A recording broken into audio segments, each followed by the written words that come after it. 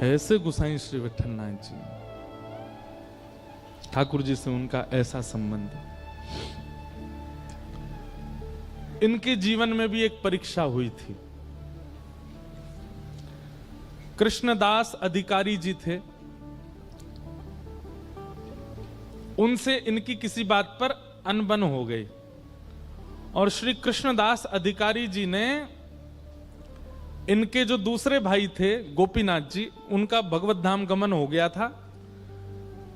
उनकी पत्नी थी और उनका एक बेटा था, बेटे का नाम पुरुषोत्तम था।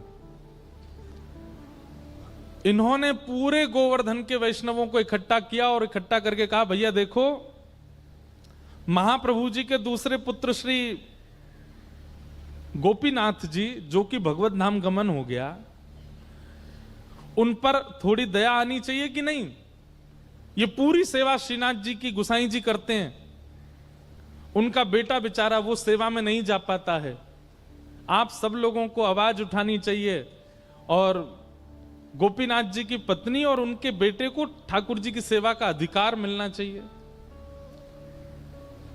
तो कई लोगों ने इस बात का समर्थन किया और समर्थन के भाव से गोसाई श्री विठलनाथ जी को ठाकुर जी से कुछ समय के लिए दूर कर दिया। गोपीनाथ जी के पुत्र श्री पुरुषोत्तम जी सेवा करने लगे श्रीनाथ जी की।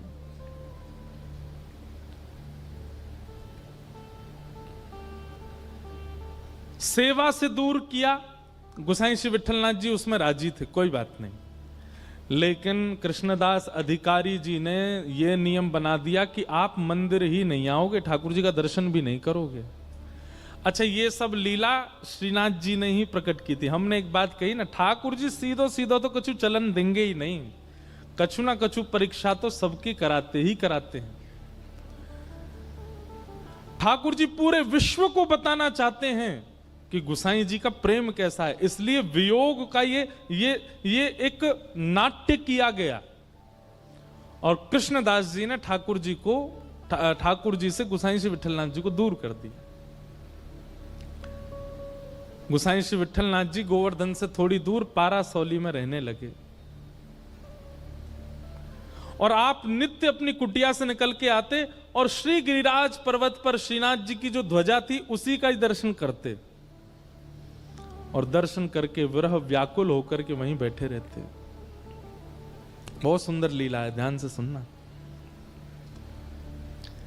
किते दिन वे जुगे बिन देखे, किते दिन वे जुगे बिन देखे, किते दिन वे जुगे बिन देखे, किते दिन वे जुगे बिन देखे। श्री कुम्मनदास जी का ये पद है।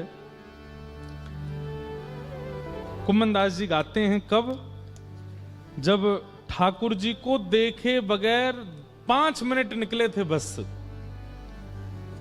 गुरुदेव की आज्ञा से ठाकुर जी से थोड़ा दूर जाना पड़ा कुम्मनदास जी को। केवल 5 मिनट निकले थे ठाकुर जी को देखे बगैर और श्री कुम्मनदास जी इस पद को गाने लगे। किते दिन वे जुगे बिन देखे, किते दिन वे जुगे। हम लोगों को महीना महीना निकल जाता ठाकुर जी को देखे बगैर, हम रह लेते हैं, लेकिन कुम्मनदास जी को 5 मिनट दूर किया गया ठाकुर जी से और कुम्मनदास जी रोते रोते गाने लगे, कितने दिन हो गए ठाकुर जी को देखे बगैर। किनको देखे बगैर? तरुण किशोर रसिक नंद नंदन, तरुण किशोर रसिक नंद नंदन, कछुक उठत मुख रेखे, कछुक उठत मुख रेखे। इस भाव को अगर आप समझ जाओ तो आप शहंशाह हो।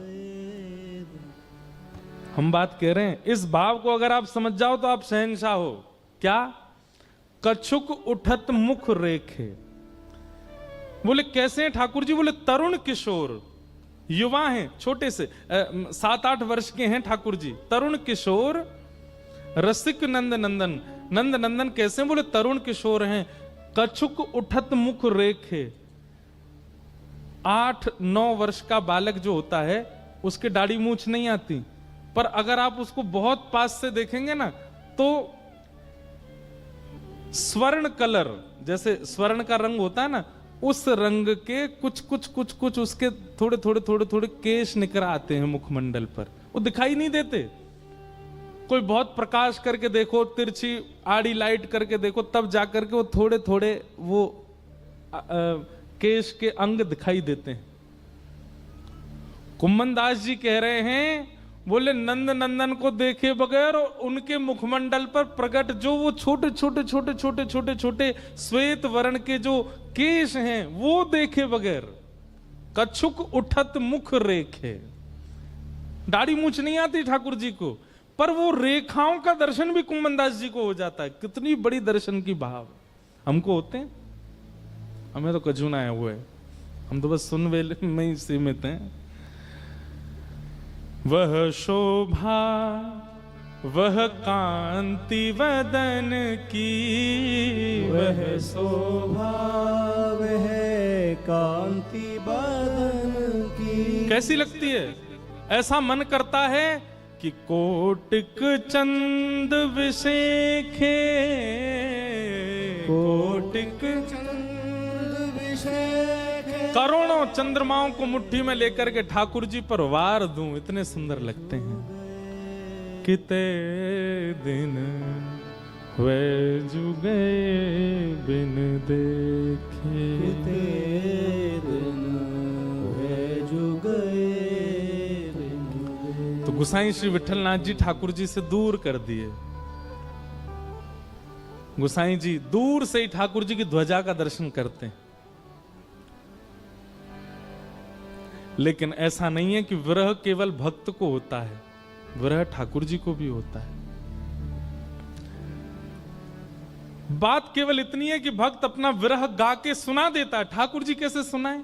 परंतु एकमात्र श्री गुसाई विठलनाथ जी हैं जिनके लिए ठाकुर जी ने अपना विरह प्रकट कर दिया। कैसे? श्रीनाथ जी में आज भी 100 पान का भोग रोज लगता है ठाकुर जी। कितने पान? 100 बीड़ा पाते हैं ठाकुर जी। कभी आप श्रीनाथ जी जाएंगे तो श्रीनाथ जी तो अभी 500 300 350 400 साल पहले चले गए नाथ द्वार। उससे पहले तो वृंदावन में ही सब लीला करते थे। आज भी आप देखोगे राजभोग के बाद मुखिया जी आएंगे और पान की बीड़ा ठाकुर जी से मुख से छुमाएंगे और फिर रखें। कभी अगर प्रसादी में ठाकुर जी की बीड़ा मिलती है, एक बार को अन्य प्रसाद मिले तो सब में बांट दियो, पर बीड़ा मत बांटियो, बीड़ा तो स्वयं पहियो। क्योंकि बीड़ा समझते हैं ना, पान भोग। एकमात्र बीड़ा भोग ऐसा है जो ठाकुर जी के अधर से छुआया जाता है। बाकी की सब सामग्री सामने रखी जाती है, पर बीड़ा तो ठाकुर जी के अधर से स्पर्श कराया जाता है। और बीड़ा भोग ज्यादातर किशोरी जी का बीड़ा भोग ठाकुर जी पाते हैं और ठाकुर जी का बीड़ा भोग किशोरी जी पाती हैं, क्योंकि अधर स्पर्श होता है उसमें। तो श्रीनाथ जी को 100 पान का भोग लगता था। बहुत ध्यान से सुनना। तो एक रामदास भीतरिया करके सेवा करते थे श्रीनाथ जी के आसपास। पोंछा लगावे की सेवा, आरती सजावे की सेवा, आदि आदि सेवा। भीतरिया 2 सेवक होते हैं, एक होते हैं भीतरिया, एक होते हैं भारिया। भीतरिया वो जो गर्भगृह के अंदर जा सकते हैं, भारिया वो जो बाहर की सेवा करते हैं। तो रामदास भीतरिया जो थे ये गुसाई श्री विठलनाथ जी के शिष्य थे।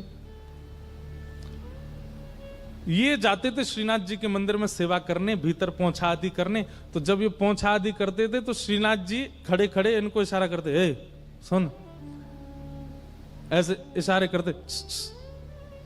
अब ये कही आवाज कहां से आ रही है? फिर ठाकुर जी करें, अब ये ऊपर देखे ठाकुर जी को, ठाकुर जी ऐसे खड़े हैं, आसपास कोई है नहीं, भाई आवाज कौन करता है? एक बार तो घबरा गया, हुआ आ गो मंदिर में। लेकिन फिर ठाकुर जी ने इसको ऐसे बौं मटका के इशारा किया। रामदास तो अरे अरे जय जय, आप बुला रहे हैं मुकु। ठाकुर जी ने फिर इसको प्रत्यक्ष, ठाकुर जी लीला सबके सामने नहीं करते हैं, परंतु रामदास के द्वारा गुसाई जी को संदेश भेजना है, इसलिए ठाकुर जी लीला कर रहे। जय जय, आप कछु आज्ञा कर रहे हैं। तो ठाकुर जी के बगल में जो मसनद रखी जाती है ना, उन पे ठाकुर जी के मुख पहुंचने का एक रूमाल रखा जाता है। ठाकुर जी ने ऐसे नजर घुमा के रूमाल की ओर इशारा किया। कोई था नहीं मंदिर में, 2-4 लोग दर्शन कर रहे थे। इसने धीमे से वो रूमाल उठाया और रूमाल खोल के देखा तो ठाकुर जी जो 100 पान खाते थे उसकी जो पीक निकलती थी, उस पीक से ठाकुर जी ने पत्र लिखा था गोसाई श्री विठलनाथ जी के लिए। और वो पत्र लिखा था, उसमें प्रथम ही ठाकुर जी ने लिखी है, रामदास पत्र मत पढ़ियो, ले जाके गोसाई जी को दे दे। रामदास के तो नेत्र सजल हो गए, ठाकुर जी लीला करते। और रोज रामदास क्या करता, 2 रूमाल रखता, एक तो वहां पधरा देता और एक वहां से उठा के जेब में धर के ले जाता और गोसाई जी के पास जातो। गोसाई जी, आज ठाकुर जी ने कृपा कर, बोले हाँ प्रसाद भेजा होगा दे दो। नहीं प्रसाद नहीं, आज तो पत्र भेजा है। गोसाई जी ने जैसे ही वो रूमाल खोल करके देखा, ठाकुर जी ने अपनी पीक से जो पान की लाल लाल निकलती, वहां से ठाकुर जी ने पत्र लिखा।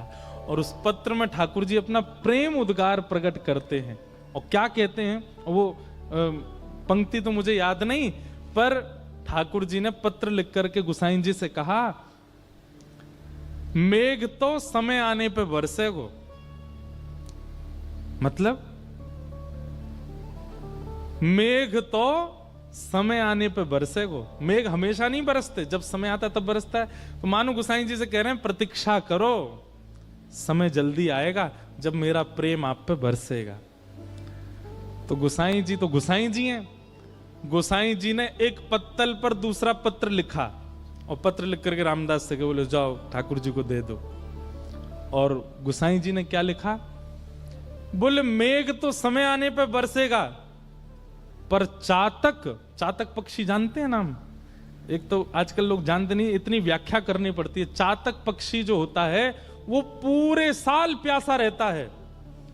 उसका नियम है वो नदी का पानी नहीं पिएगा, वो पोखर तालाब का पानी नहीं पीता।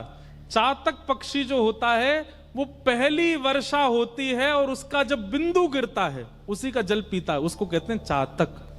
और चातक पक्षी का नियम होता है वो चहकता कैसे है, प्यासा हूं प्यासा हूं। जो पहाड़ों में रहते हैं, हिमाचल के लोग होंगे, कश्मीर, उनको चातक पक्षी की आवाज आती होगी सुबह, प्यासा हूं, वो ऐसे ही बोलता है।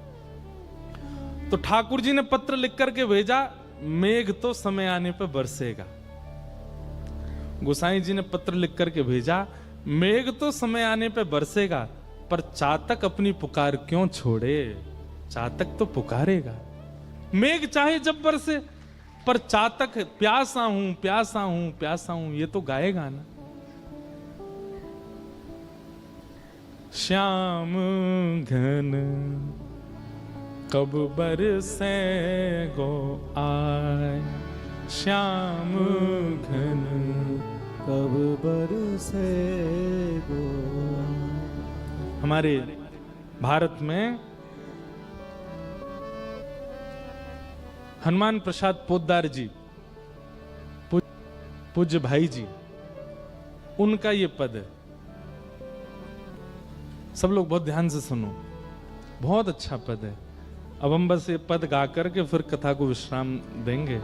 सब लोग गाना मेरे साथ। श्याम घन कब बरसे गो आए, श्याम घन कब बरसे गो आज, श्याम घन कब बरसे गो आए, श्याम घन कब बरसे गो आज, श्याम घन कब बरसे गो आए, श्याम घन कब बरसे गो आज, कब यह हृदय संताप मिटे गो, कब यह हृदय संताप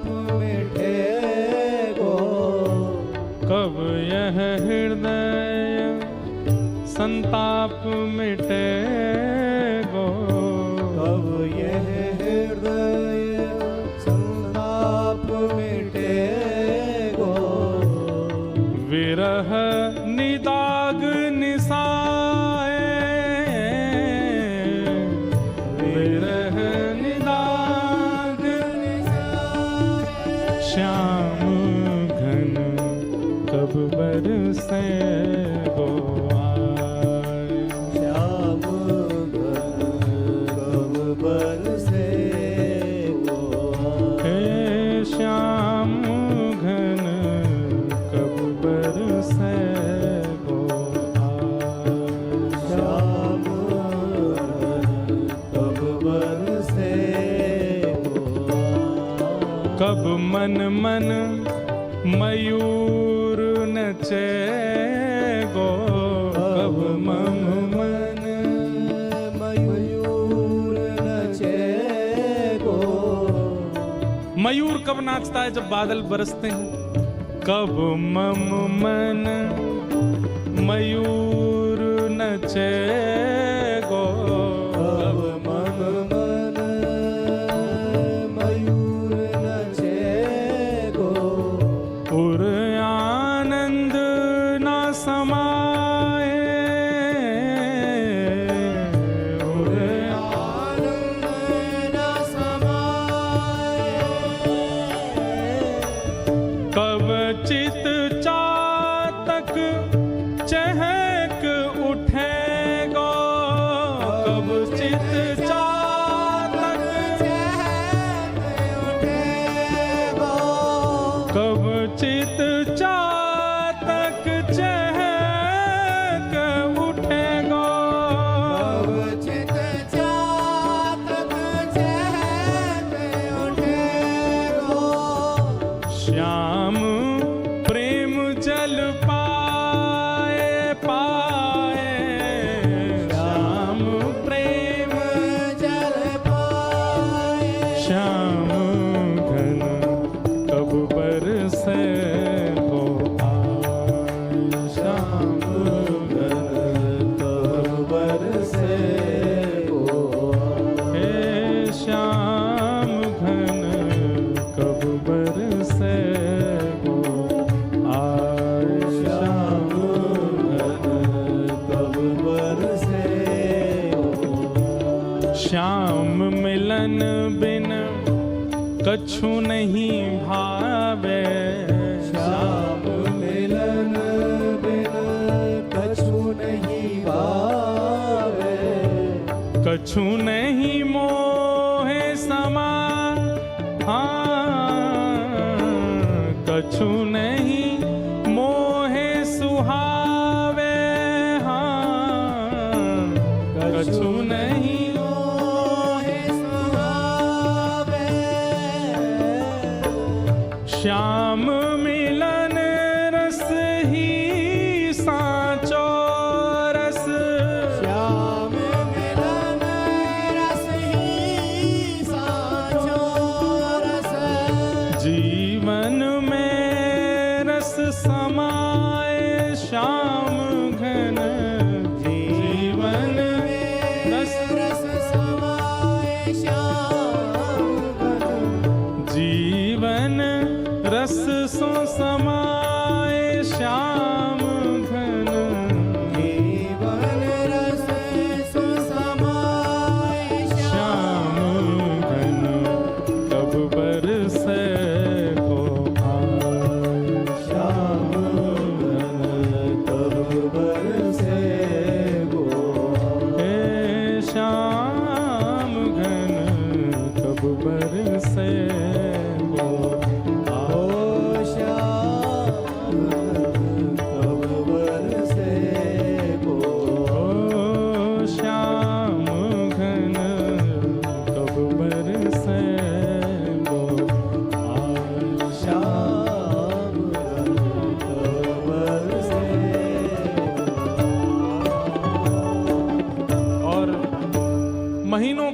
ठाकुर जी से दूर कर दिया गोसाई जी को।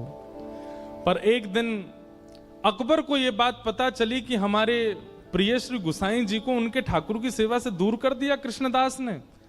तो अकबर ने अपनी सेना भेज करके कृष्णदास जी को कारागृह में डाल दिया। गोसाई जी को फिर से सेवा मिल गई, परंतु गोसाई जी सेवा में तो आ गए, पर उन्होंने प्रण दिया जब तक कृष्णदास मुक्त नहीं किए जाएंगे तब तक हम अन्न जल ग्रहण नहीं करेंगे। अन्न पे बैठ गए।